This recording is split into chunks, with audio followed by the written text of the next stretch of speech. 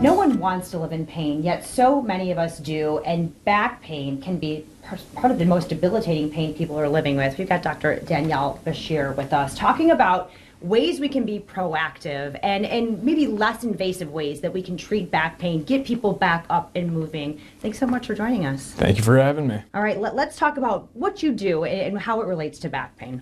So I'm a physiatrist, physical medicine and rehabilitation. Our organ system essentially is function. So if somebody has a pain that's debilitating them, they're not able to get through their day, or they're not able to do the activities that they want to do, we kind of help manage that. Okay, so let's talk about some of the causes of back pain that people are bringing upon themselves.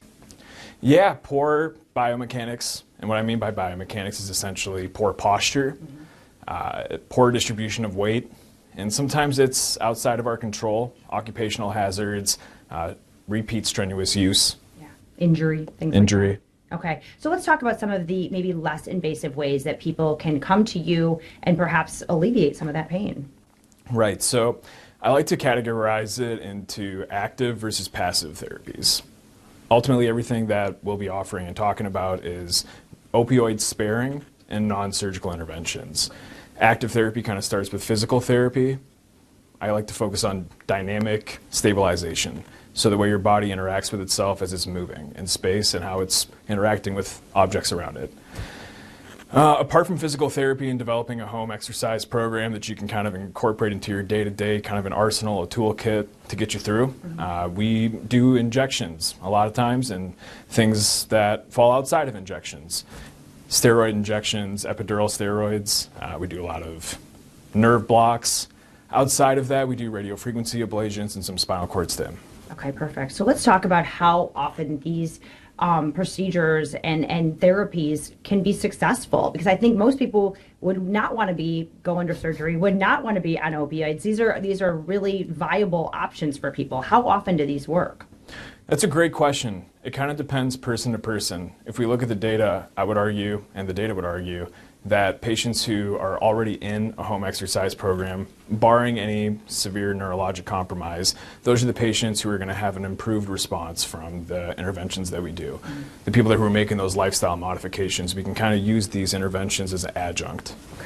And let's talk about prevention. And you know, just someone's not living with pain. What should they be thinking about or doing in their daily lives so that they don't develop these things from poor posture or from misuse? I like to preface it by saying 100% of us are probably going to develop some degree of arthritis and some degree of these changes. So you can prevent it to a certain point. To the point where it becomes symptomatic, however, I think that's really where prevention plays a role. Watching out for early signs, monitoring our technique if we're lifting something heavy or if we're active and exercising, kind of keeping an eye out for how our body is positioned in space. Okay. And how does someone get to see you? I mean, do they go to their primary care physician? Do they have to have a referral? How do they get involved? That's a good question. I would say most times it comes from the primary care provider. Other times patients may reach out to our office directly or some of our other colleagues, neurology, neurosurgery, etc. Okay, perfect. Well, I appreciate your time. Is there anything else you think our viewers need to know about taking care of that back pain? I think if you have more questions, you can come see us. Yeah. Case by case basis. Case by case basis, yeah. Just try to take care of yourself, make the right lifestyle modifications, and be aware of how you're interacting with yourself in space. Yeah, there you go. Be aware of how your body's feeling. Yeah. All right. Thank you very much, Dr. Bashir. You're welcome.